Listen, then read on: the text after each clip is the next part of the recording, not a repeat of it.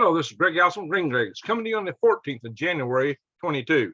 Time on deck, 4,600 hours Central Standard Time. My friends, Russia has gave the United States an ultimatum. They have said, the United States, that we have 1 week to give them a written response on Ukraine and what we're going to do about it, how we're going to meet their demands. Wow. A week to what? What are they going to do in a week if we don't respond? A week to war? Or a week to something else, something more. And furthermore, the Russians have been talking about putting forces in Cuba and Venezuela. And the United States has said that we will respond sternly if they do that. Whatever that means. What does that mean? We vow a decisive response. Wow. What does all this mean? It means the war drums are pounding harder. It's getting louder. And the United States has also said that intelligence tells them, that our State Department, our intelligence services, that the Russians are setting up inside the Ukraine to pull off a operation that I will refer to in code as a banner not so true. Now, the U.S. media is using these words flat out. And those are words that if we use them on these platforms before, we would get shut down over such kind of talk. Wow. Well, now the United States administration is using that language, and it's being reported through mainstream media. So maybe we can talk about these things now. Wow. Okay, guys, we are living in a perilous time. I bring this to you as part of my eyes wide open and head on a swivel series, because the proposition is trying to help you survive, thrive, and stay out of the hive.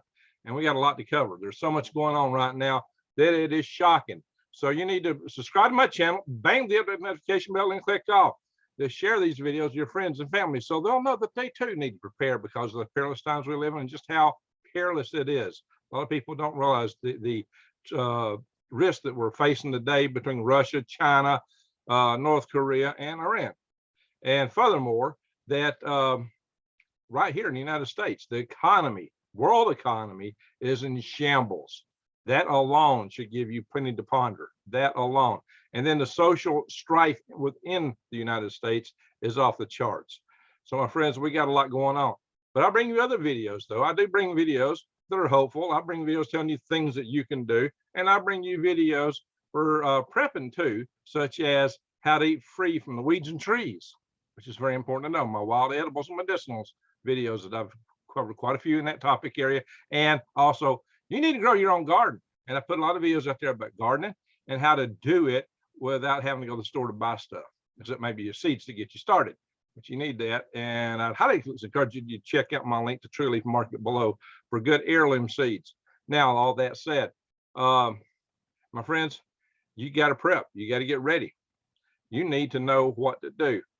But get some food storage going. Grow your own food. Go to the stores and get it, because the supply chain is disrupting left and right. The good news is we do have a special with My Patriot Supply, $100 off a 3-month supply of this food that lasts for 25 years. You get 6 of these buckets in that 3-month supply. 2 of these buckets is a 1-month supply. You can buy the 1-month supply or the 3-month supply directly through prepwithgreg.com and get those specials. Or you can go into the My Patriot Supply website. When you click the banner at prepwithgreg.com, and there's all kind of other food offers in there, and all kind of other prepping supplies too, my friends, include the means to filter and purify water, purify and sanitize water, excuse me. All right, now this is 2,000 calories a day, my friends. That's a lot more than a lot of the other alternative stuff, and they are still stocked. They still have supplies, unlike some of the competitors, so you can get it. This is a great deal. It's lightweight because it's freeze-dried, and it makes it easy to move.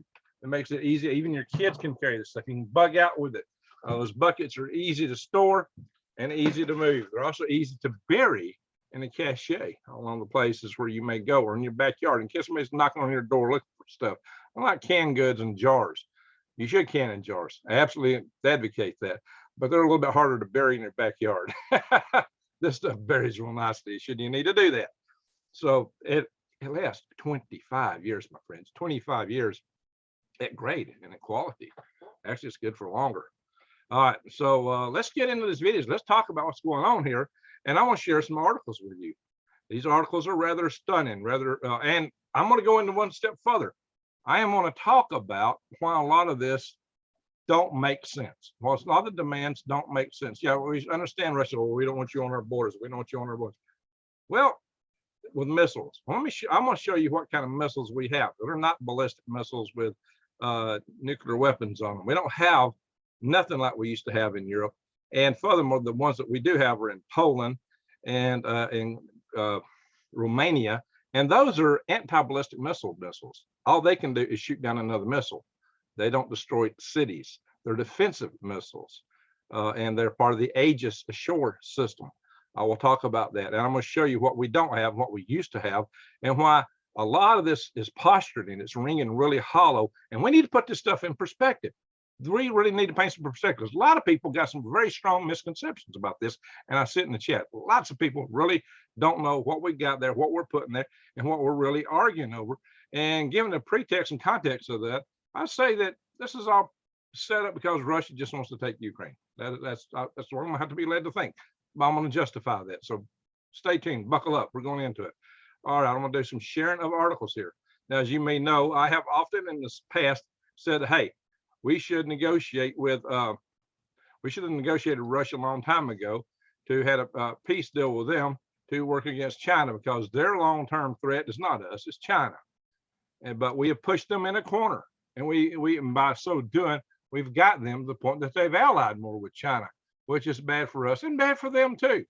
But now here we are, and we're at a point of very high tension, in part because they're smelling weakness over here. They think that they got their chance to push for what they want and to get themselves in a new position, a far better position than might ordinarily have been able to do, because again, they're smelling severe weakness over here on our side, in our administration, and in the top brass in our military, thanks to General Mark Milli Vanilli in Austin, who is the head of the Department of Defense, Secretary of Defense, General Austin. So I'm gonna call him Austin Powers for some reason. Well, he doesn't have much in the way of powers. He's not nearly as funny.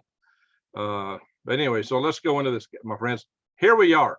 This is Russian Foreign Minister Sergei Lavrov, and what he has come out and said is that they're running out of patience with the West amid this Ukraine crisis. But I'm going to skip on down here. We're not going to read the article per se. I'm just going to show you some highlights. This is in Insider, Business Insider, my friends. We are out of patience. And it says the West has been driven by hubris and exaggerated tensions and violations of its obligations and common sense. Well, that's a bunch of fluff. I'm going to show you why shortly. But here's what he's saying here. We must guarantee that we don't, expand NATO eastward. Well, that's the same thing they've been saying all along. I'm going to show you in a minute why that isn't as big a concern as you might think. But what he had come out and said, let me find it in here somewhere here. He has actually gave us 1 week to respond in writing. This is the right article. I know I saw it in here earlier. 1 week to respond in writing.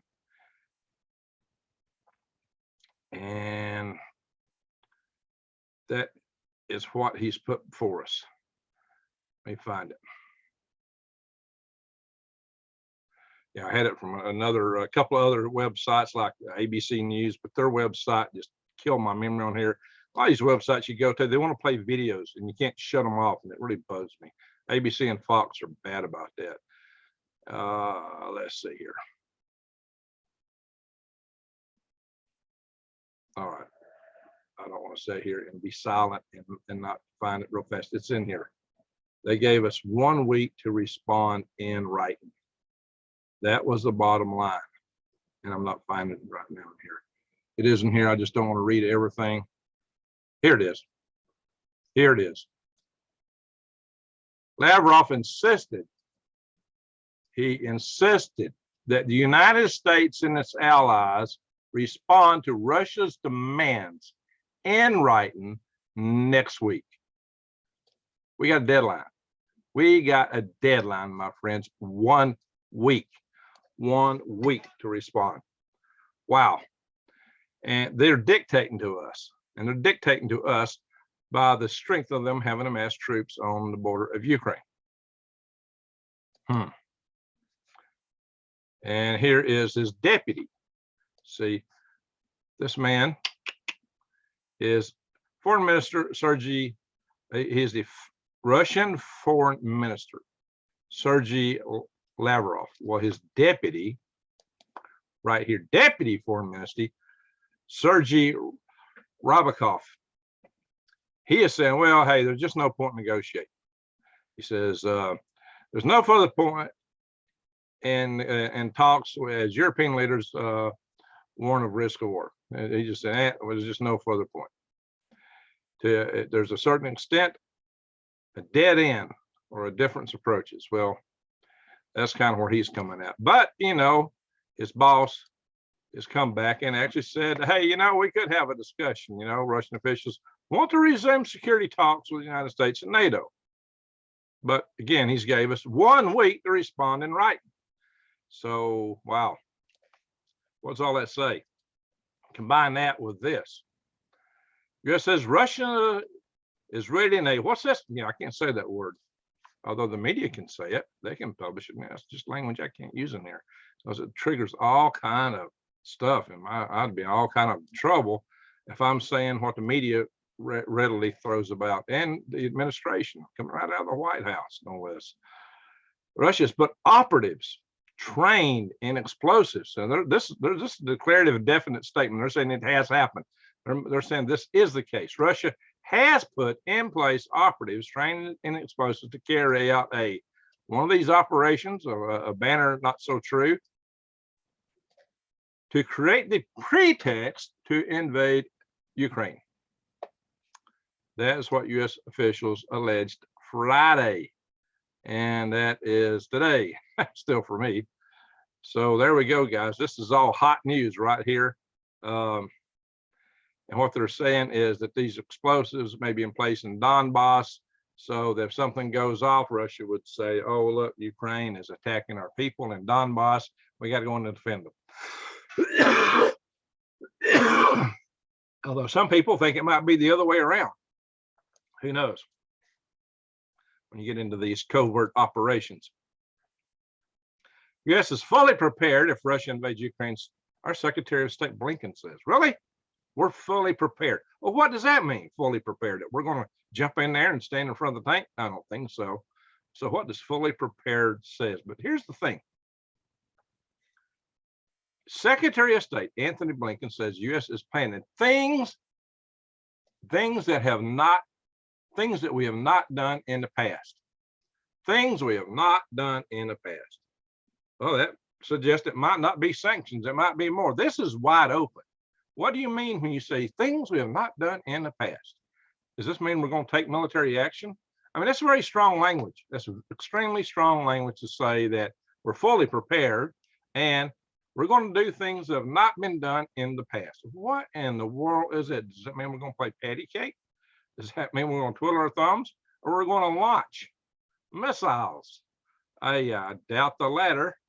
Probably the former, patty cake and thumb twiddling. I don't know. But that is very, very, very strong language to be throwing out. Let's see. Experts, a lot of experts, such as Lieutenant Colonel Alexander Lindman, are not confident Russia's President Vladimir will hold off. On a scale of 1 to 10, with 10 being the most likely the invasion happens, he gives it an 8. I know some people give it a lot higher than that. Now this is NPR, guys, National Public Radio article here. Now they got this program called All Things Considered. I've been interviewed personally by All Things Considered, yes, for rocket launch that I did. That got in the Guinness Book of World Records, by the way. I have been interviewed and been on All Things Considered myself and a couple of other NPR programs. When I was launching the rockets, it got me this award, which is listed in Wikipedia. It's the only place I'm listed in Wikipedia. So we're in the 1997 Space Pioneer Award. All right. We think we have, I think, an important responsibility to help shape his thinking. Now, how do you do that?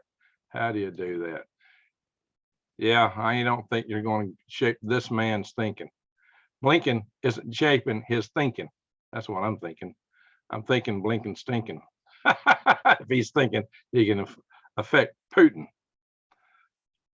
as our good old friend Debbie used to call him Pooty Poot. There's Blinken, and there's Putin.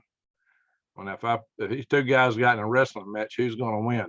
My money would be right there. But I'm going to tell you guys, Putin is calculated here. He is taking a huge risk in what he's doing, and he's calculating that the United States is so weak that we're going to back down, that they're going to be able to move in. And we know what these sticking points is. It's Russia saying, hey, you got to give up everything. Don't go into Ukraine. Essentially, that's the biggest thing. Don't go into Ukraine. No NATO in Ukraine. Now, here it is, guys. Putin has also threatened to put military forces in Venezuela and Cuba.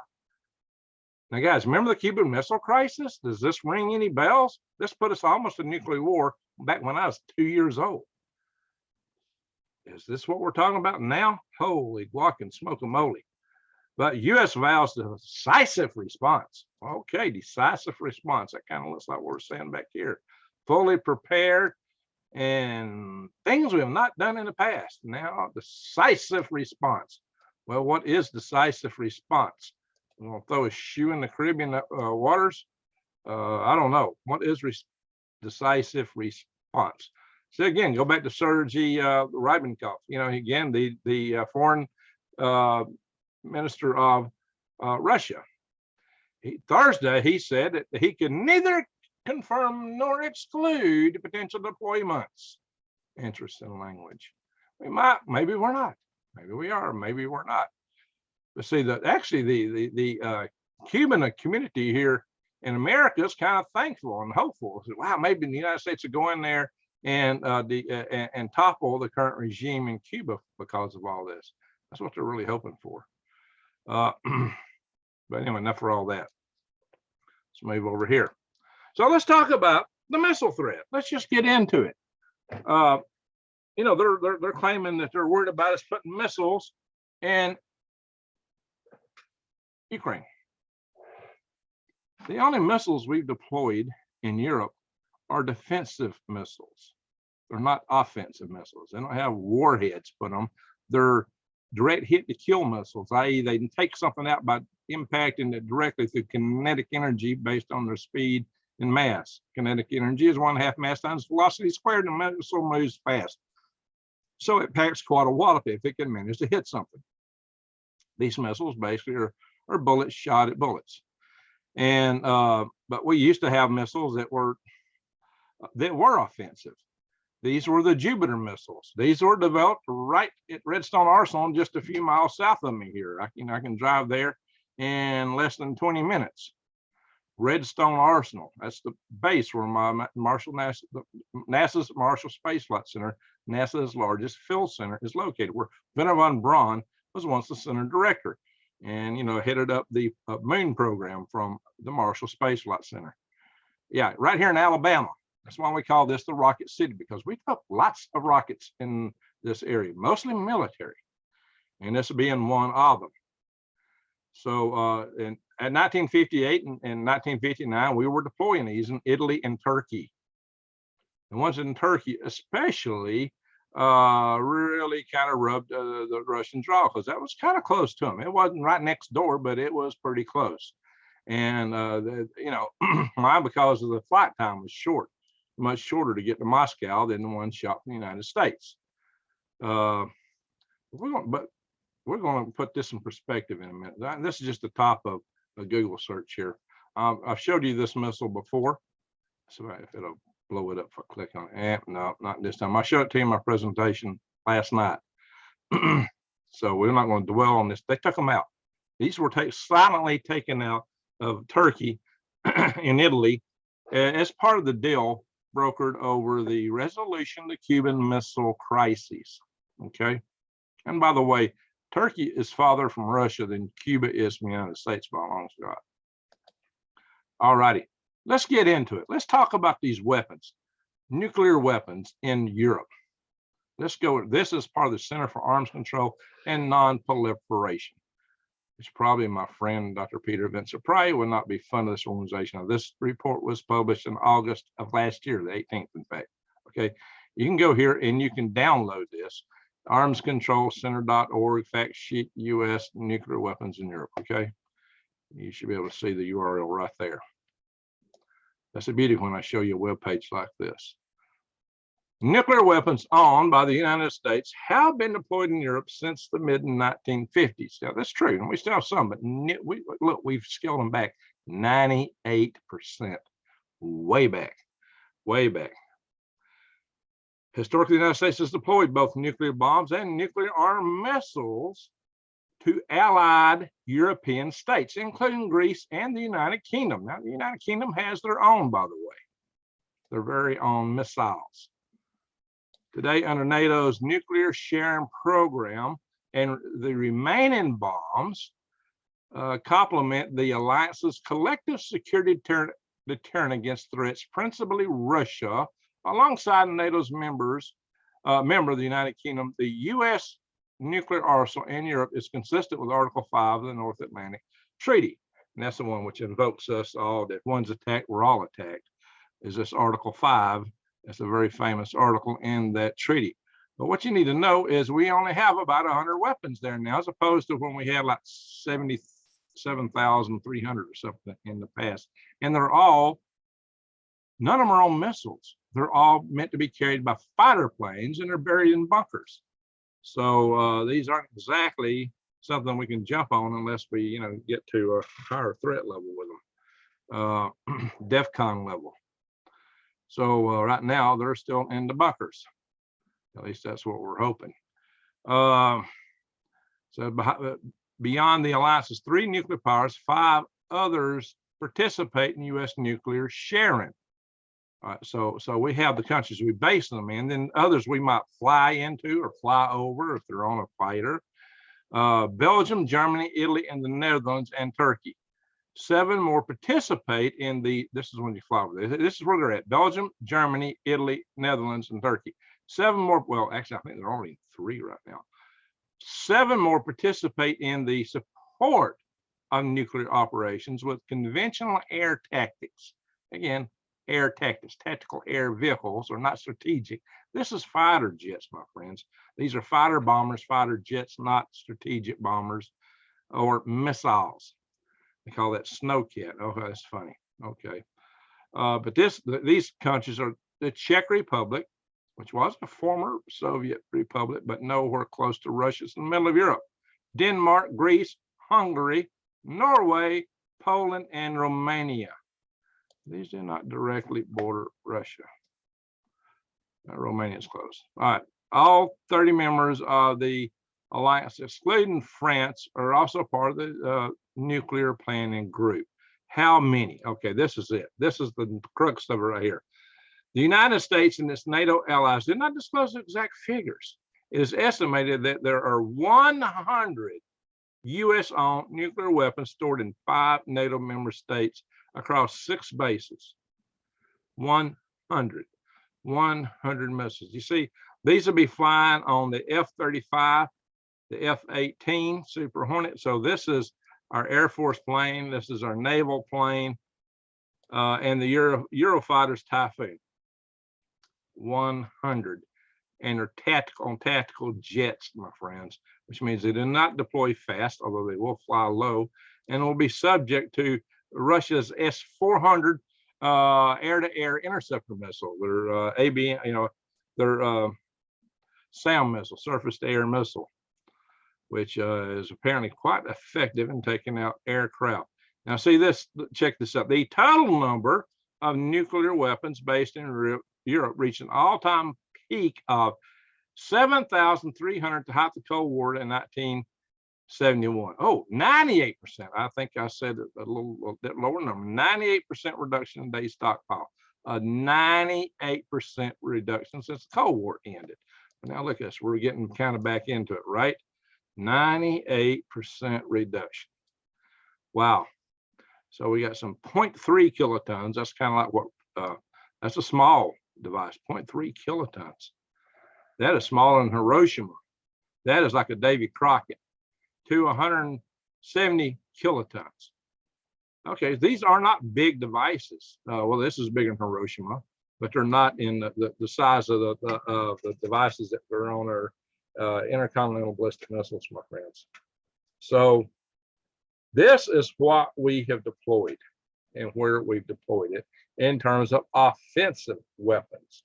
So let's look at the defensive weapons that I mentioned. The guys, I used to work in missile defense. I am familiar with these programs. These programs, with the exception of Aegis, are all run out of Huntsville, Alabama's Redstone Arsenal military commands that are based here, basically on Redstone Arsenal. And like I said, I've worked them. I got tons of friends and that are working these programs to these days. I'm quite familiar with what these systems are, these programs are. My son was once a Patriot missile battery man. So guys, this is nothing surprising. Most of this stuff has been deployed to defend us against rogue nations, such as maybe one day Iran, but mostly Korea. These missiles are not capable of stopping a full onslaught of strategic missiles coming from Russia. They might work in a theater defense. So if you're in a theater warfare, theater is the battlefield. Not somebody shooting missiles in the battlefield. Some of these are theater-based missile systems. And we'll go into the one that is a strategic system is this one, the ground-based mid-course defense. This is what I used to work on. The predecessor to this program, this is the ground-based interceptor. The predecessor that was the exoatmospheric reentry interceptor subsystem. I worked on that program. It's known as Aegis. That was the program I worked on, which is the predecessor to this program here. And these missiles, there's only 40 of these missiles today. 44. 40 of them are based in my last duty station, Fort Greely, Alaska. And 4 of them, see, 40 in Fort Greely, Alaska. Alaska was Fort Greely. There it is, Fort Greely. 40 at Fort Greely. And 4 at Vandenberg Air Force Base in California. My friends, that is nowhere near enough to protect us from anything the Russia would want to throw at us. Yeah, I still harken back to the old days. Sometimes I still call them the Soviet Union, although they're not the Soviet Union. The old habits are hard to break. I'm an old-time Cold Warrior. What can you say? All right. See, there's radars and other things that support these so that you know what's coming at you. You have to have a good sensor system to enable a system that could attack incoming missiles. One, you got to know they're incoming. You got to know what their trajectories are so you launch these things properly. Then this is the one that's not under the local control. This is the Aegis ballistic missile defense system. And this is developed for the Navy. It's developed for ships. You see, most of these are based in the Pacific Ocean. Oh yeah, by the way, the ship-based ones just aren't going to get close to Russia because Russia is way inland. So there's not good access. They should go way up the Barents Sea, and boy, Russia's going to know you're coming if you're getting up in that area. Or if you're going to the Black Sea, and again, Russia's going to know you're there too. And if you're in the Black Sea, you better watch it because Russia's got quite a naval base. Where? Crimea, Sevastopol, Crimea. All right, so what are these missiles good for? This one is the one that's good for intercontinental ballistic missiles. It's the only one we have for intercontinental ballistic missiles. It talks about this kill vehicle that destroys a target by colliding with it. Again, kill to hit, kill, kinetic kill, bullet to bullet. It don't have a nuke on board. None of these do. Now the old Nike Zeus, yeah, they did way back in the 60s.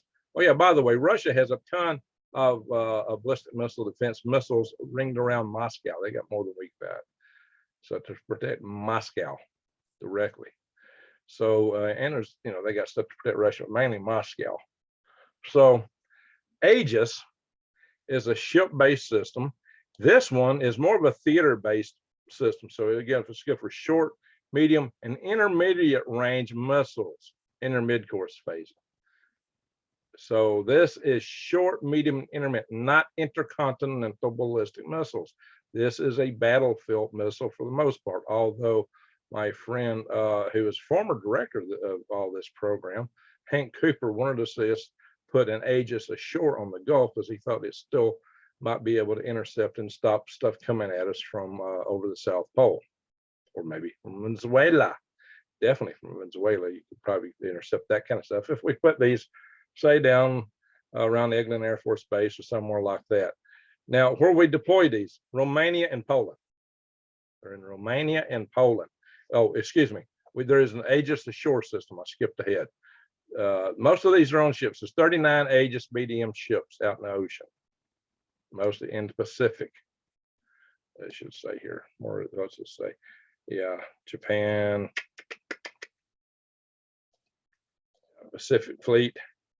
36 of these ships are deployed. 17. All right, some of them are in Atlantic, but they're in Atlantic and Pacific. So they'll be hard pressed. But even that, we still don't have enough to really counter the systems that Russia might launch as. We might could take a few out. We might could get a few, but not nowhere near what they have. They have such a numerical advantage and with their launch vehicles. So this is not a full. We don't have a full-blown missile defense to protect our country from a nation like Russia. We couldn't protect us from Russia or even China for that matter. Just countries like North Korea. That's the object here. That's what this stuff's scaled for. The Aegis ashore, which is the ones in Romania and Poland. Now they could protect against the theater-based missiles like that would be launched from Russia into Europe. So these protect Europe. That's what that's for. And they are not offensive weapons. And we have this terminal high altitude aerial defense, THAAD. They used to call it theater altitude. They changed the name of it. But this again is a theater level battlefield type ballistic missile designed to counter short and medium range missiles. And they're made for short and medium range, guys. And you will see these are based in Pacific. Okay, this is the one that I got off on. Let's see here. Yeah. 3 batteries comprise 6 launchers are located in the Pacific, one in South Korea, one in Guam, and one in Hawaii. Okay. These are nowhere around Russia, Mother Russia.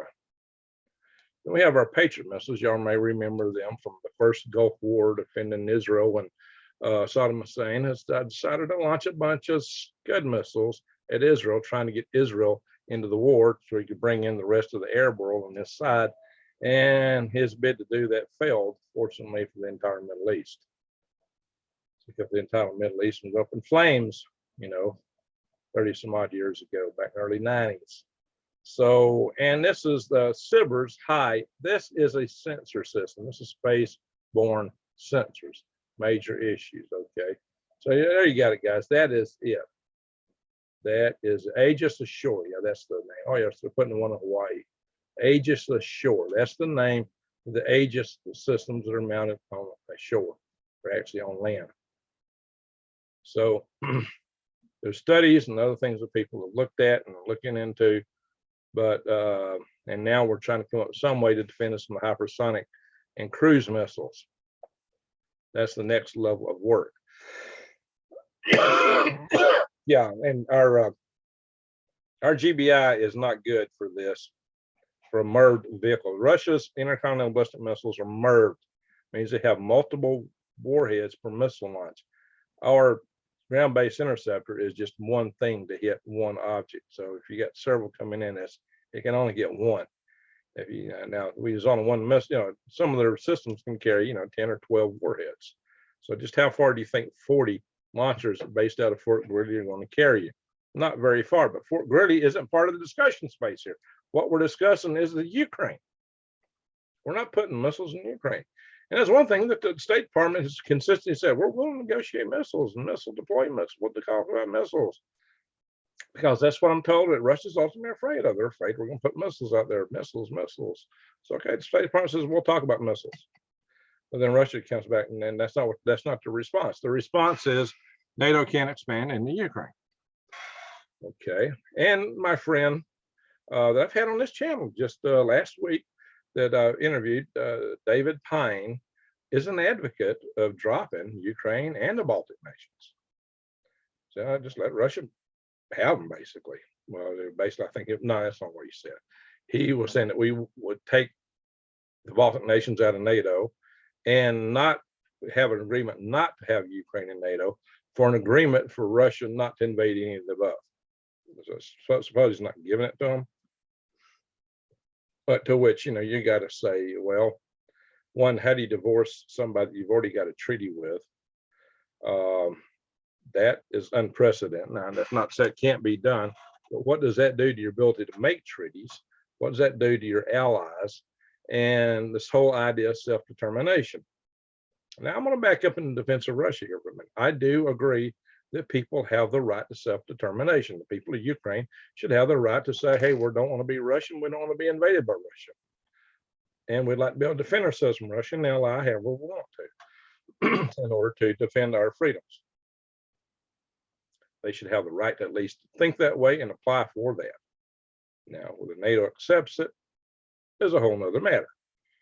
On the other hand, Crimea voted overwhelmingly to go with Russia. And this is one place that I got good friends who would be unhappy for me saying this. Quite a few. And Donbass area in Ukraine appears to be predominantly Russian and really want to be part of Russia. They should have an election. Wherever they want to go, they should be able to go. That's self-determination.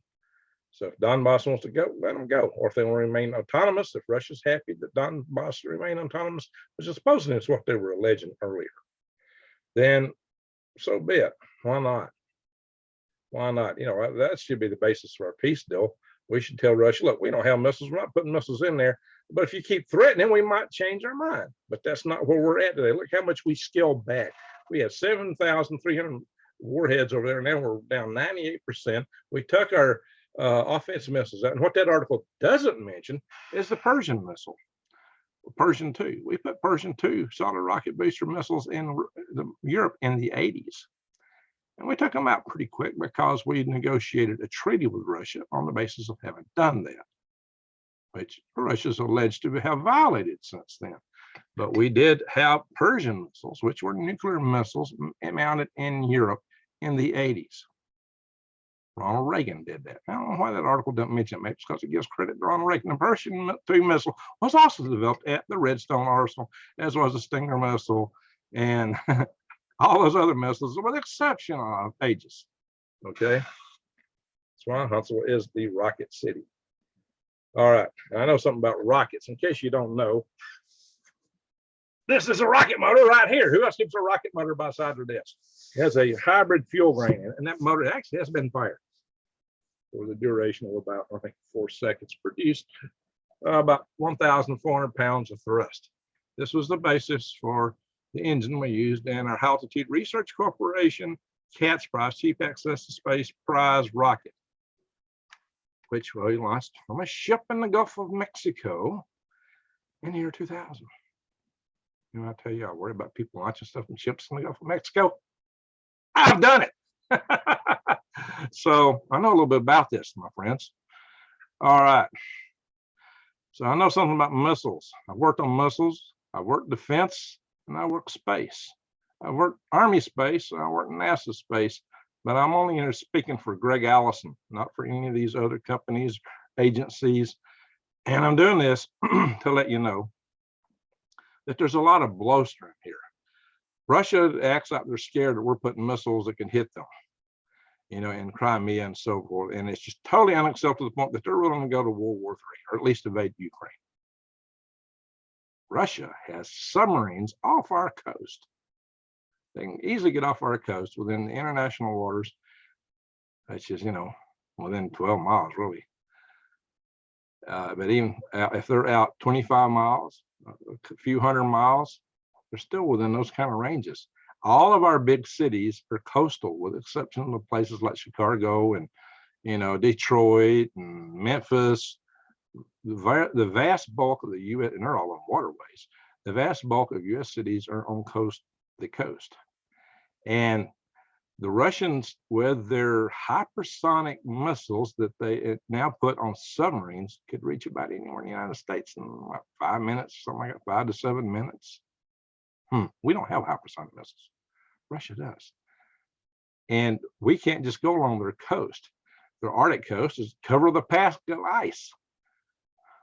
So Russia has a huge advantage over us in that regard. So for them to posture like this is hollow. It's a hollow posturing, because they can put missiles right up against the United States. Those hypersonic missiles, we get no warning. Their Sarmat 2 missile they're developing, the Satan 2 as we want to call it, is so powerful they can launch it over the South Pole, not over the North Pole, but over the South Pole with MIRV warheads, 12. They claim they can take out an area the size of Texas or France with one missile. Now, all the big cities, not mentioning their EMP super weapons that they possess. My friends, there's no comparison. And Russia has those Poseidon nuclear-powered submarines capable of carrying the Tsar bomb, a 100 megaton device. One of them, those off the East Coast, could take out the entire eastern coast in a radioactive tsunami. You wouldn't even see it coming. It would detonate underwater, and the waters would rise up. One off the East Coast, one off the West Coast, one off in the Gulf of Mexico. We're done. The United States would then be sealed and corked in. All our coastal access would be gone because all the coastal land left would have been swept with radioactive waters. Nasty. Nasty. You're not going to the coast. You're not going in and out unless you come in and out via Alaska, maybe the Arctic. You got to go through Canada to do that. Lord knows where Canada's going to lie in the geopolitical alliances with Trudeau at their helm. So there you go, my friends. This is a dire situation. Russia is posturing big time. They're beating their chest. They put their guys on the border of Ukraine, beat their chest and says, you better do these things. They're not saying they're going in. No, we're not going. We're just doing military exercises. We're just doing military exercises. But at the same time, they've set up negotiation points that are actually against the NATO treaty. NATO would have to redo their treaty to meet their points. Yeah, the NATO treaty includes acceptance of other places if they apply without exclusions for who they are, with the so-called right of self-determination. So then how do you de-treaty from places like the Baltics? But their biggest doubt, see, they said we couldn't be in any of the former Soviet republics, which includes the South Asian former Soviet republics, which we operated out of to engage Afghanistan. Maybe we need access to some of those countries. Maybe we still do from time to time as we deal with Afghanistan, maybe in the future, given everything we left there, or Iran or China, especially. But Russia was totally out of the region, totally backed off. And they're trying to break NATO. So if they could pull this off, they've got a huge win and could dominate Europe. And our alliances would be weak, and nobody would trust the United States as an ally or the NATO alliance if these deals were brokered, probably. Although David Pyne would argue that if we don't do this, we're toast. He says, if we don't do this, we're going to be in World War III with Russia, and we will be fried, incinerated. Maybe he's right. Is Russia really willing to go to that point? His point is that they have such an overwhelming superiority to us in weapon systems, defensive systems, and bunkers that they are convinced of two things. One, and Putin has said this, that they will have a war with the United States. They're convinced that they're going to have a war with us. And two, that they can win that war. Now, that's the scary part. That's the scary part. We're getting this idea what they're going to do to the ozone layer, maybe a long-term nuclear winter, or maybe they think they can bunker down long enough to cover it. I don't know. Of course, winning might just means that their political class survives. Usually that's what these organizations are all about anyway. They want their political class, their leadership to survive. Above and beyond all this, they're regular people out there, let them, fend for themselves. That's probably really where they're at. These governments don't really care for the people. They care about themselves. They care about their power. That's the most important thing to them. Just don't ever forget that. And power is grabbing more land and territory. Putin wants to reestablish the Soviet Union in terms of territory, not in governance. He's not a communist. He's not a communist, and he is a Christian, apparently, or at least, his mom is, and so he supports, Christian activities in the country. So you got to give Putin a little credit. And like I said, Donbass, they want to go to Russia, so be it. Ukraine want to go to Russia, that should be the basis of negotiation right there. Well, right now we're saying there's no way you can have Ukraine. Well, they're already there, and there's no way they're going to give it up. Without that, they will fight a nuclear war over. That's our main warm water naval base, at least on the eastern side of the world. And of course, they got Kamchatka Peninsula, and they got a lot of stuff. Shit, can't talk right now. Anyway, which China really claims. So there you go. We are in a pickle. It is a very precarious time. A lot of this may be bluster. Would they really put troops in Cuba, Venezuela? Venezuela would definitely want them. Cuba would definitely want them. Cuba's economy is crashing. Their government's unstable. There's popular uprisings. They've been protesting Cuba recently. I covered that in a video. So, yeah, they would love to have the Russians come in and help them stabilize and maintain control, just like Kazakhstan did. Interesting. So they might do that right under our doorstep. Is that different than going into Ukraine? Value judgments, it's hard to say. Maybe not. But the United States has said that we will keep that from happening to Cuba. Remember, we almost got into World War over Cuba. Maybe Ukraine is the same way. But Russia had missiles in Cuba, nuclear missiles. We do not have nuclear missiles in any European nation. None. We have missile defense missile systems. We do have nukes. They are tactical fighter jet nukes in bunkers right now. They may be taking them out of the bunkers right now. I don't know. What's on that contingency language? 100 of them, what are you going to do with that? France has their own arsenal, and so does United Kingdom. And the United Kingdom has ballistic missile submarines. So, and so does France away. So there you are. We are in a dangerous situation. Now, here's the scary part. What is right? I've just put out there what it really is. What does Russia really believe? What do they perceive? That's what matters. If they perceive that we're threatening them, and they perceive that the war's inevitable, and if they perceive that they're going to win anyway, all bets are off. But it does look like they decided to take Ukraine, and they're going to do it one way or another. And they're probably not going to stop with just taking Donbass. They'll probably go for the whole enchilada. That's not good. I said Donbass should be free to go. Ukraine, I must let Crimea stay with the Russians. But oh well, a lot of people don't want to hear that. So, and so I'm going to offend people on both sides of this, because I'm saying Russia, they got that, they got the people. Their people are there, and their people there that are there want to stay with Russia. The people in Donbass apparently want to go to Russia. Why fight over somebody that don't want to be in your country? Why fight to retain them? That's against self-determination. Remember what I always said? I'm for freedom. Self-determination, that is freedom. I'm for the freedom of the people of Donbass and Crimea to select their future, and I'm for the freedom of Ukraine to not be invaded, select their future. So when we get there from here, that's the issue.